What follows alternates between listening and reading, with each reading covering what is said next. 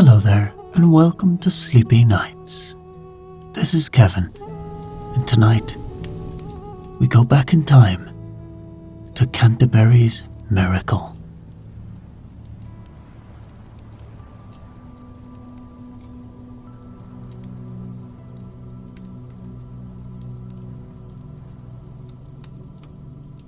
Thomas Becket, Archbishop of Canterbury, was murdered on December 29th, 1170. Within days, people were reporting healings at the spot where he died. Within months, thousands were arriving at Canterbury from across England. Within 3 years, he was declared a saint, one of the fastest canonizations in all of church history. Something ignited in that cathedral that winter. Something that spread across England with a speed that no political campaign, no institutional strategy, no act of deliberate manufacturing could fully explain. And so tonight, we're going to take a look at what actually happened. The blood that was collected, the water that was distributed, the cases that were documented, and the questions that remain genuinely, stubbornly unanswered.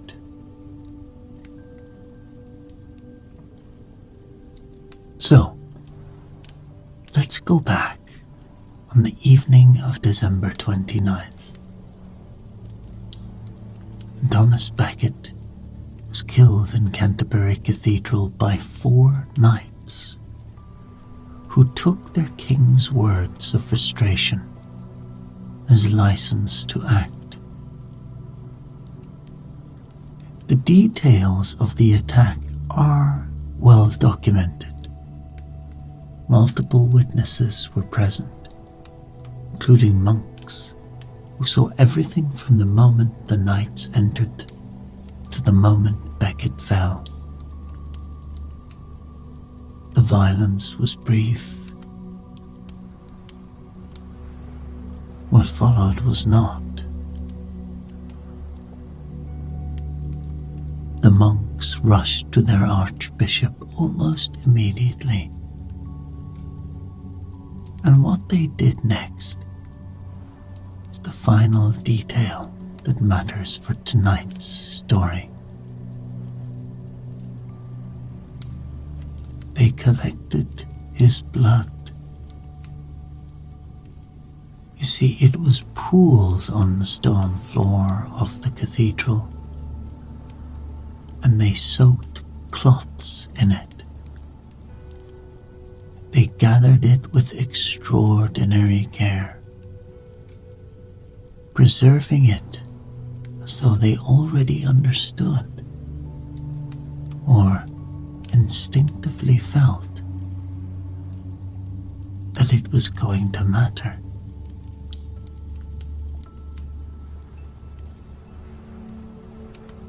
This wasn't unusual behavior in medieval England. The blood and relics of saints were widely believed to carry sacred power. But here's what's notable. Becket wasn't a saint, not yet. He wasn't even officially recognized as a martyr yet. The formal processes that would eventually declare him both were months, years away. The monks collected his blood before any of that happened. They acted on faith, or instinct, or or a sense of something beginning.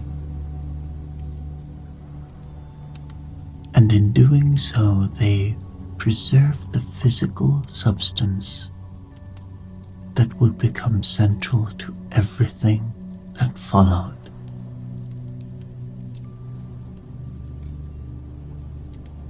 Canterbury Cathedral was quiet after that night. The monks were left with what they'd witnessed, with the blood they'd saved, with the body of their archbishop, and with a silence that wouldn't last very long. Becket was buried in the cathedral's crypt on January 2nd, 4 days after his death. The country learned what had happened, and then the miracles began.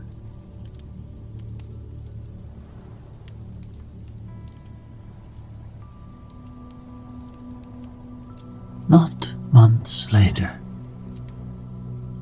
not after a period of organized mourning, or a formal declaration of sainthood, or a campaign by the church to encourage belief.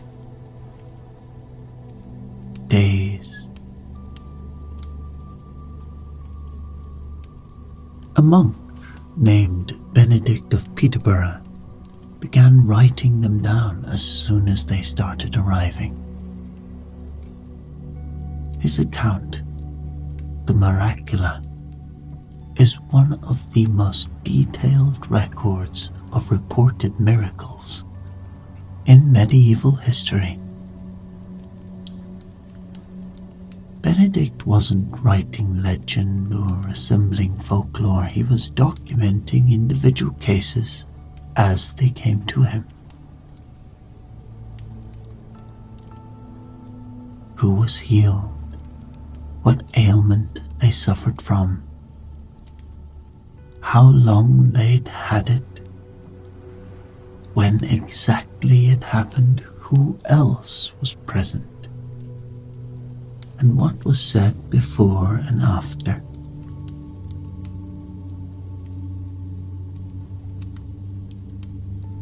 The earliest cases involved people already in or near Canterbury. A woman suffering from severe pain reported sudden relief after visiting the cathedral. A man with an injury that had left him unable to work for months described feeling something change in his body at the precise moment he touched the stone where Becket had fallen. The first cases were small and individual, but they were noticed and they were talked about. And then word began to spread.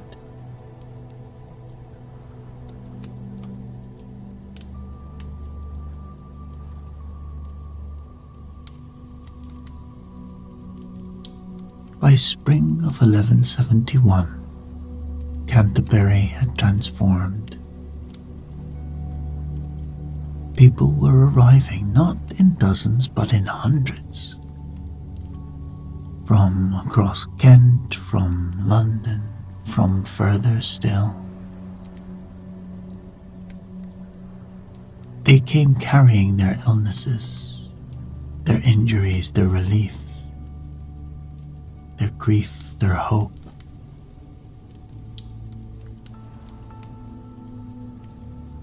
They came to pray at the site of Becket's death. They came to touch the tomb, and some of them left genuinely different from how they had arrived.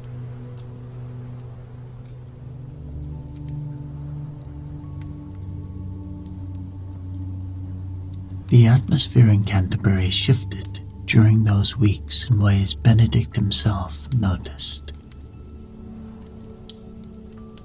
It wasn't just that people were arriving, it was the quality of their arrival, the urgency, the desperation. The sense of people who had tried everything else and were now reaching for something they couldn't quite name.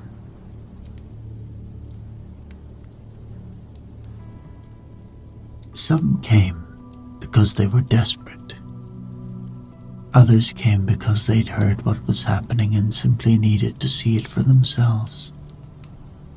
The cathedral, which had always been a place of reverence, became something else as well, a place of active, urgent hope.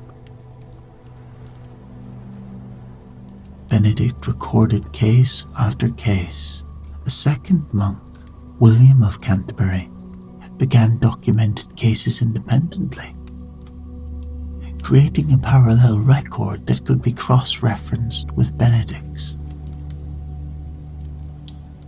Between them, over the coming months and years, they would document hundreds of individual healings, each one with specific details, names, locations, ailments, witnesses, timelines. The question Benedict's records raise, the one historians keep returning to, is deceptively simple. Other saints had died before. Other martyrs had been mourned. Other shrines had drawn visitors. But the speed at which Canterbury became a destination, the speed at which healing reports began accumulating, this was extraordinary. Something about Becket, or his death, or the particular circumstances of that December night, had created a response that moved faster than any institutional process could have organized.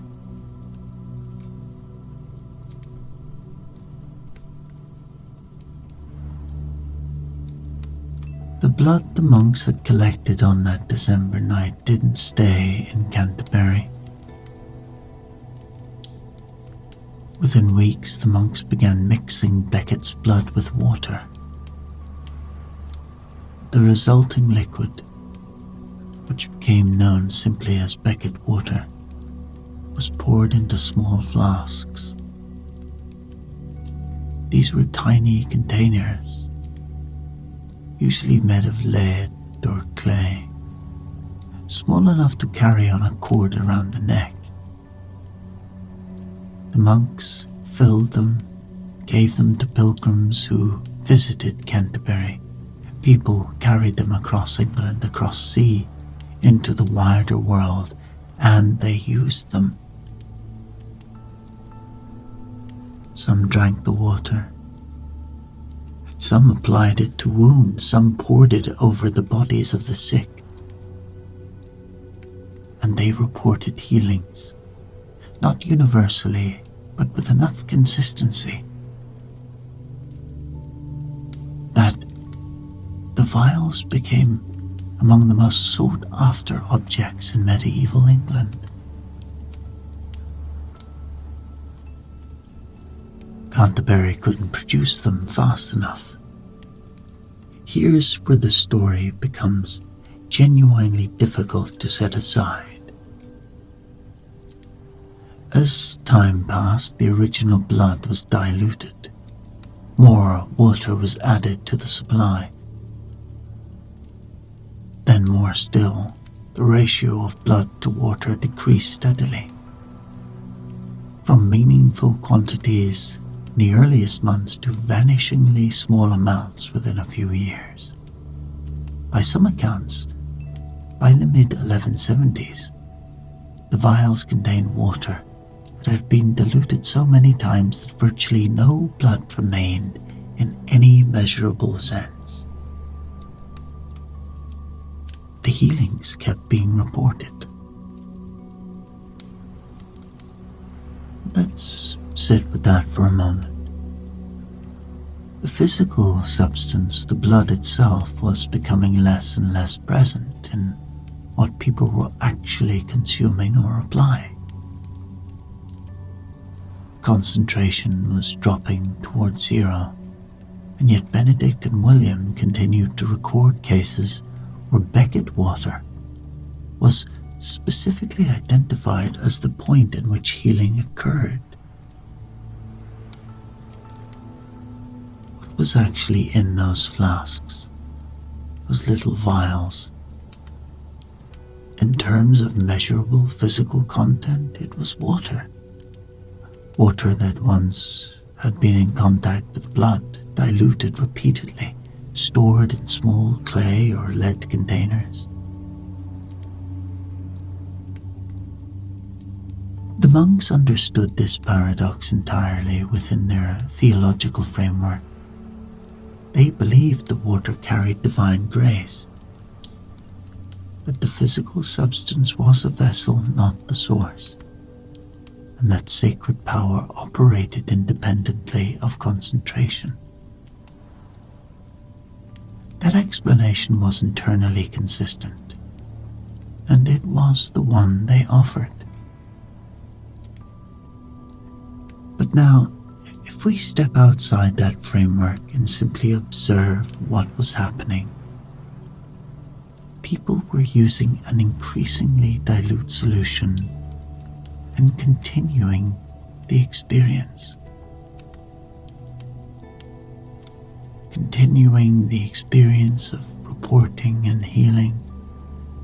The question of what was occurring in those individual moments in those particular bodies is one the Becket water cases make it very difficult to avoid.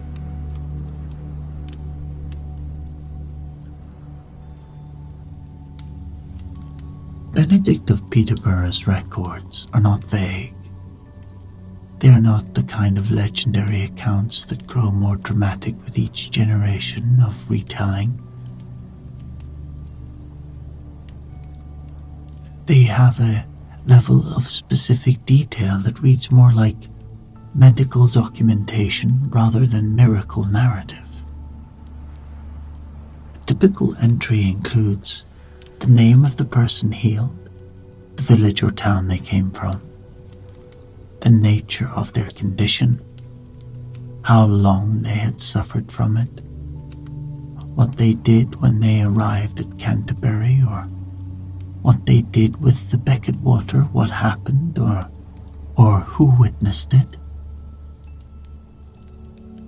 Some entries include physical descriptions of the condition beforehand, what the person could and couldn't do, what the injury or illness looked like. Some record the testimony of family members or neighbors who had known the person for years. The cases span a wide range of conditions. Blindness appears repeatedly.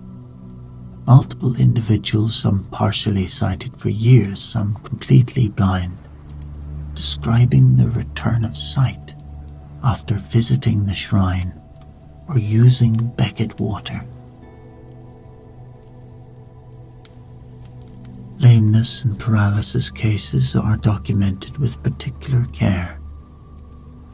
People who had been unable to walk, sometimes for a decade or more, reporting sudden mobility, wounds that had resisted healing for months closed, fevers broke after years of recurring illness.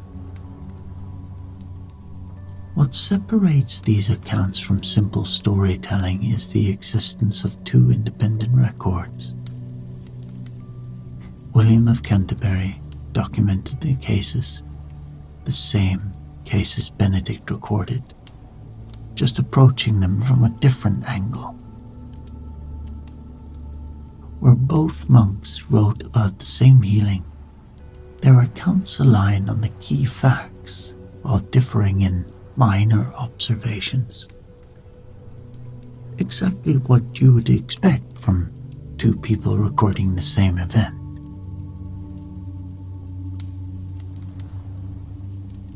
Now, this kind of natural variation, rather than identical wording, gives the records a credibility that a single source couldn't provide. Some of the most compelling cases involve conditions that were visible and verifiable to anyone in the person's community.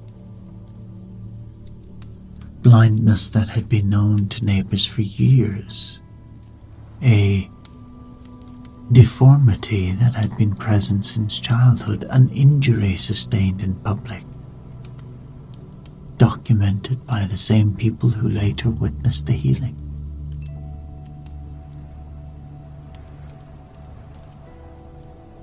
These weren't private, unverified accounts. They were events that an entire village could confirm had changed. Benedict also recorded cases that didn't fit a neat narrative of miraculous success. Some healings were partial. Some conditions returned after a period of improvement. He documented these complications alongside the clear-cut cases. A chronicler building propaganda would have no reason to include the messy, ambiguous cases. Their presence suggests Benedict was attempting to record what actually happened, not to construct the most persuasive possible story.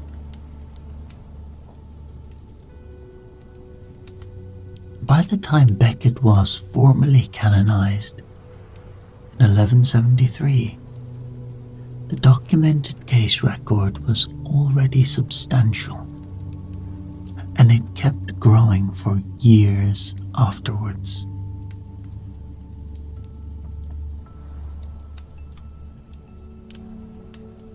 This is the detail that changes how you think about the whole episode. Miracles simply weren't believed, they were formally investigated. You see, the Catholic Church had, by the 12th century, developed structural procedures for examining miracle claims. It wasn't a casual process. Witnesses were questioned, sometimes under oath. The person claiming healing was examined. Their condition was assessed by people who had known them before they reported the event. The circumstances were scrutinized, timelines were checked against each other, some claims were rejected. This is the crucial point. If every reported miracle had been accepted without question, you could dismiss the entire enterprise as credulous acceptance of rumor. But that is not what happened. Benedict himself records cases where miracle claims were investigated and he found to be unsupported, where the healing couldn't be verified by witnesses, where the account didn't hold together under questioning. The cases that survived this process are the ones we're left with in the historical record. They passed through a filter. Not a perfect filter, mind you. No system of examination is perfect, and the people running it were believers as well as investigators. But a filter nonetheless. The individuals conducting these inquiries were educated clergy familiar with legal procedures. Their questioning resembled formal witness examination more than casual acceptance. What this means is that the documented miracles represent, at minimum, events that multiple people, questioned under structured conditions, independently confirmed and had occurred. Whether those events were supernatural in origin is a separate question entirely. What the investigation process establishes is something happened, something that survived scrutiny.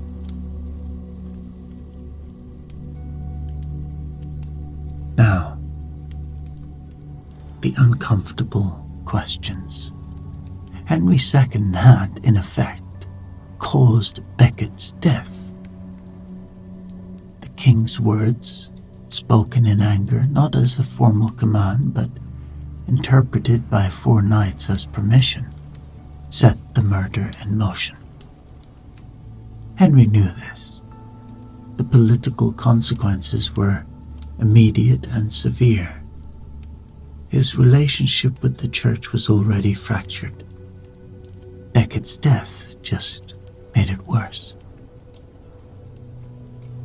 In 1174, Henry walked barefoot through the streets of Canterbury to the cathedral, prostrating himself in public penance. It was a remarkable spectacle.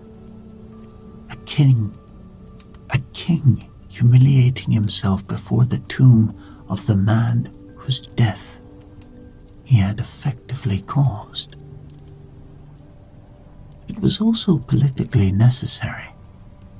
The act told the kingdom that even the crown acknowledged the saint's power. And Canterbury was becoming fabulously wealthy. The pilgrimage brought money, offering after offering, payment for lodging, trade generated by the steady flow of visitors. The cathedral chapter had substantial financial incentive to maintain and encourage belief in Becket's miraculous power. The church had institutional reasons to support the canonization and everything that followed. The political establishment from Henry onward had reasons to be seen participating in rather than opposing the cult. So the question must be asked directly. Was this manufactured? Were the monks consciously or through motivated reasoning shaping the narrative, amplifying successful cases, quietly setting aside the failures, presenting accounts that served Canterbury's interests? Almost certainly, to some degree, all institutions shape the information they produce. The monks who collected the blood, who distributed the water, who documented healings were believers. Believers make choices about emphasis, about what to record and what to let pass unremarked. But the political explanation has a serious problem. It doesn't account for the speed. You can build an institutional cult over months or years, carefully cultivating a narrative. You cannot do it in days. The first healing reports arrived before any strategy could have been assembled. They came from ordinary people outside Canterbury, before the machinery of organized belief had begun to turn. The money, the politics, the institutional incentives, these all came later. They built on something that was already happening.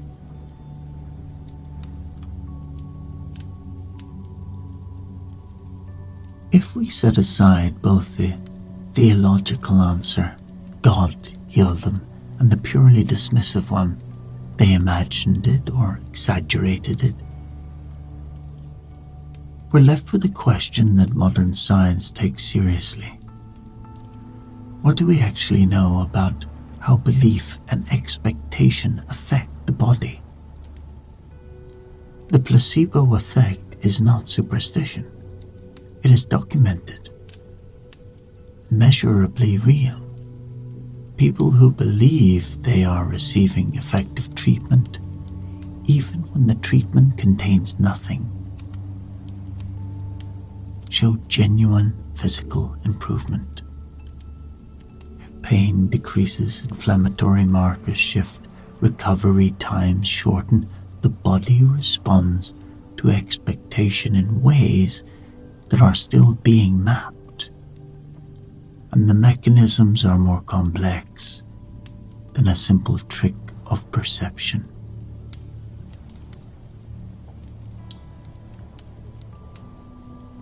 Pilgrimage adds another layer.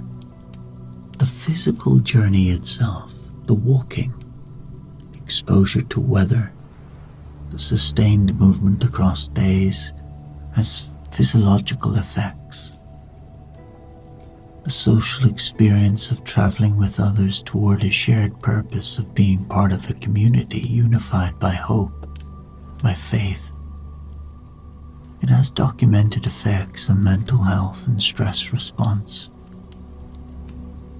The intensity of the destination, arriving at a place of enormous cultural and spiritual weight, surrounded by others experiencing the same moment, creates conditions in which the body can genuinely heal faster than it might in ordinary circumstances.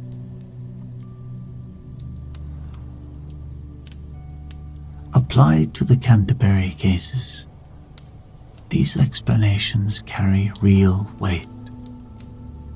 Thousands of people arriving with intense focused hope, having made a difficult physical journey, entering one of the most sacred spaces in England. The conditions for expectation-driven healing are close to ideal. But the Becket water cases present a genuine difficulty. Many of the healings attributed to the water happened far from Canterbury. No pilgrimage, no cathedral, no crowd. A person alone, or in a small household, applying water from a flask or drinking it. The social and environmental conditions that amplify placebo response are largely absent. Private belief can produce healing effects. Belief doesn't require an audience, but the intensity is different. The documented cases where healing followed the use of Becket water in isolation, in a village, in a home, miles from Canterbury, are harder to fit within the strongest versions of the placebo explanation. And then there are the cases of sudden dramatic change, complete restoration of sight, recovery from paralysis that had lasted years. These don't suggest gradual improvement driven by expectation. Something shifted quickly in those moments. What that shift was, whether belief triggered a cascade of physical repair that medicine doesn't yet fully understand, whether something else was at work, remains an open question. The honest assessment: known psychological and physiological mechanisms can account for a significant proportion of the reported healings. They cannot account for all of them. The gap between what we can explain and what the records describe is real. It isn't large enough to prove anything supernatural. but it's large enough that sitting with it honestly requires acknowledging that we don't have a complete answer yet.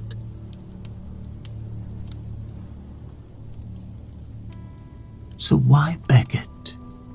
Other saints were killed before Thomas Becket. Other martyrdoms generated grief, reverence, pilgrimage. Other shrines drew crowds.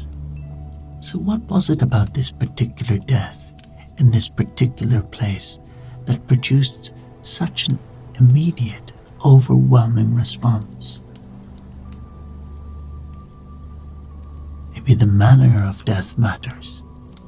Becket was killed in a cathedral, one of the holiest places in England, in front of witnesses, by men who had accepted the cathedral's hospitality.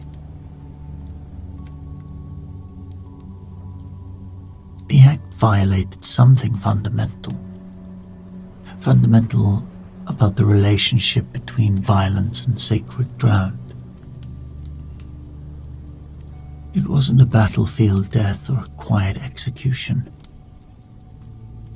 It was a rupture that made the event feel larger than one's life.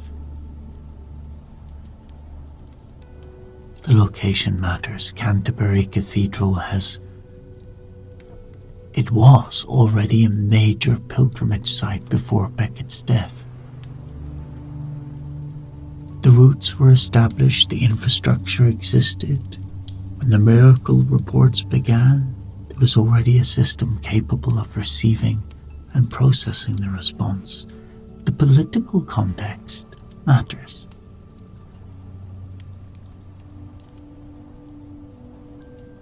Becket had died defending the church's independence from royal authority, in a kingdom where church and crown were in open conflict. Believing in his miracles carried a meaning beyond faith alone. It was a statement about where sacred power resided. But none of these factors, individually or together, fully explain the speed. The first healings were reported before any of the larger meanings had been organized or articulated. They happened in the raw aftermath, in the days when Canterbury was still in shock. Something about that specific moment, that specific place, that specific man triggered a response that moved faster than explanation. The factors converged, but they didn't cause it. They gave it somewhere to go.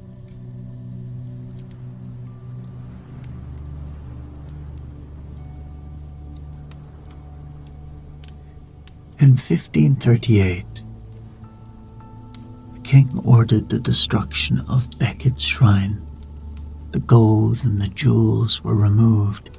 The relics were taken. Their exact fate is still debated by historians today. The shrine that had drawn pilgrims for nearly 4 centuries was dismantled. The miracle reports ceased to be recorded. Whether they ceased to occur is a question the historical record can't answer. Canterbury Cathedral is still standing. The stone floor where Becket died is still there, worn smooth by centuries of footsteps. The records Benedict and William wrote, hundreds of pages of careful, specific testimony still exist, preserved in libraries and archives. We don't know what happened in those individual moments.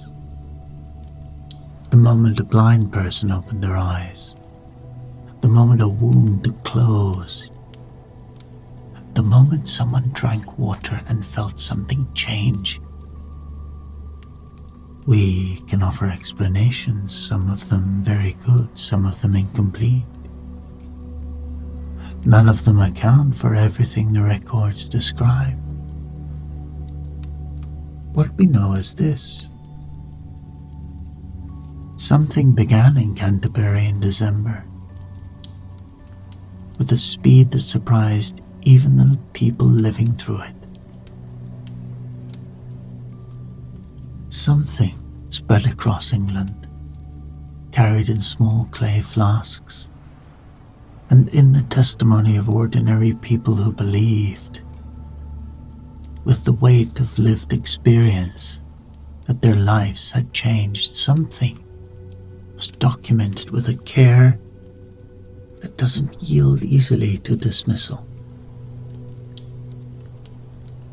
Somewhere in the stone of that old cathedral,